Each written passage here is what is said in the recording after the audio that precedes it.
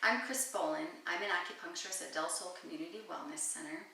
And today I want to talk about germ theory versus terrain theory. These are two theories that came out of the 1800s. Germ theory was presented by a scientist. His name was Louis Pasteur. And it's his theory that led to what is commonly known and accepted in Western medicine today as treatment for most of the illness that we have. It's his theory that led to what we use today, what doctors tend to use today: drugs, chemotherapy, antibiotics, surgeries, radiation, vaccines. Those things came from this theory. And his theory, which is the common narrative, it's what you're going to hear most of the time. It's what's commonly accepted. It's what we hear in the media. It's what we hear when we go to the doctor's office. And this is the germ theory. And so, through the wonderful invention of the microscope, we were able to discover germs, microbes, things under the microscope that you can't see with the human eye. And from this theory, they decided that the answer would be to kill the germs, that this is how we can stay healthy and remain healthy and safe in our environment. And the goal was, or is, to have a sterile environment. Kill the germs, we have a sterile environment, we remain healthy. And we do this, and this is common. You can walk down any aisle in the grocery store with household cleaners, and most everywhere you look, you're going to see germicides. Things like bleach, Lysol, hand sanitizers. These kill the germs, and then the idea is to keep us safe from the germs. The drawback to this is that most of these germicides are toxic not just to the germs, which is the idea, to kill the germs, but it's also toxic to us humans, to our pets, and it can cause a lot of issues in the body, which again, this is not being or staying healthy. It can cause headaches, it can disrupt our hormones. A lot of these have been proven to have cancer-causing agents in them, and it can also cause liver toxicity. And these germicides also are non-discriminatory. They don't just kill the bad guys, they kill the good guys right along with it. And so in our environment, we don't just have, bad germs and bad bacteria, but we also have good guys out there that help us to stay healthy, and it kills all of that. Along with, a lot of the other treatments that are used, the chemotherapy, the antibiotics, it's kind of like an army coming in and just annihilating everybody. They kill the bad guys and they kill the good guys right along with it, which can set us up for ill health and for, being vulnerable to things in the future. And also, it's unrealistic because literally we are surrounded with microscopic bacteria and virus and microbes and fungus and all sorts of things in our environment, and it's unrealistic to think that we can create and sustain a sterile environment, where we live and anywhere that we go. There is a unique word that captures this. It's called nosocomial, and this word means that it's a hospital-derived sickness. The hospital makes the greatest attempt to create a sterile environment. No one tries harder than hospitals to create that. And yet, there's a word that captures that was created just to capture something that was derived from a hospital, a sickness, an illness that came from just a hospital.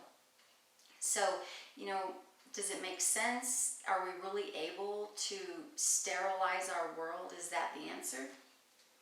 And this can also be fear-based. we're living in fear. We're afraid of our environment. We're afraid of going outdoors. And this in itself, fear can lower our immunity. It increases stress, and that, can lead to ill health just itself. And so, we kill germs, but also we can try to avoid germs.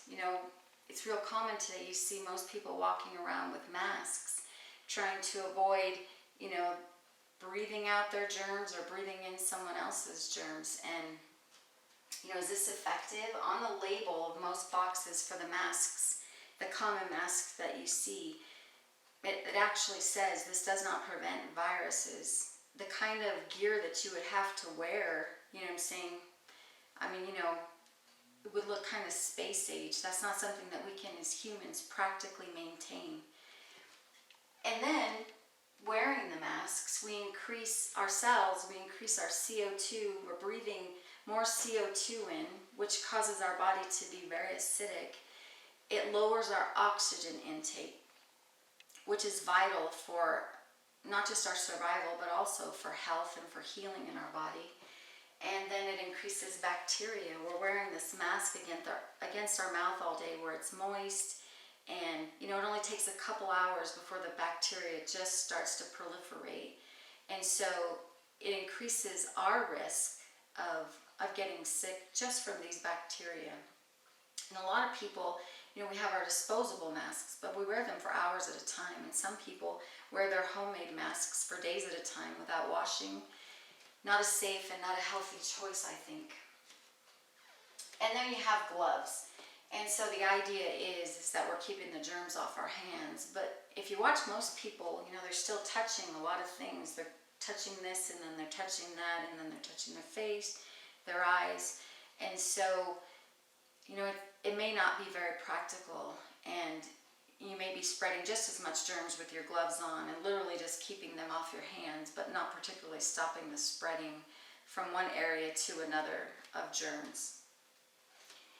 So the next theory I want to talk about is terrain theory, and this is talking about our inner terrain, or what we commonly know as our immune system. And the scientists that did the study on this and came up with this theory was Antoine Bichon. And I'm not sure if I'm pronouncing that right, but that was my best attempt. So this is our immune system. This was something that is an incredible design our Creator gave us. It is how our body wards off and deals with all these things that are in our environment. We have incredible defense systems that are in place, and so I want to talk a little bit about these. They say in the sports arena, I'm not a sports fan, but they say the best defense is a good offense, and this is what our immune system is. First of all, we have our skin. Our skin is covered with an acid mantle, which it can be antimicrobial, antibacterial. It is our first line of defense against foreign invasions. And we also have good bacteria that lives on our skin that also acts as a defense. We have the underlying fatty layer that is a defense system. And, anything that comes to us has to first penetrate through this first layer of defense. And then we have mucous membranes. They line our sinuses, they line our lungs, and mucus can engulf and capture and help defend us against invaders as well. And then if we ingest anything, it has to get past the line of defense of our hydrochloric acid in our stomach. This is a huge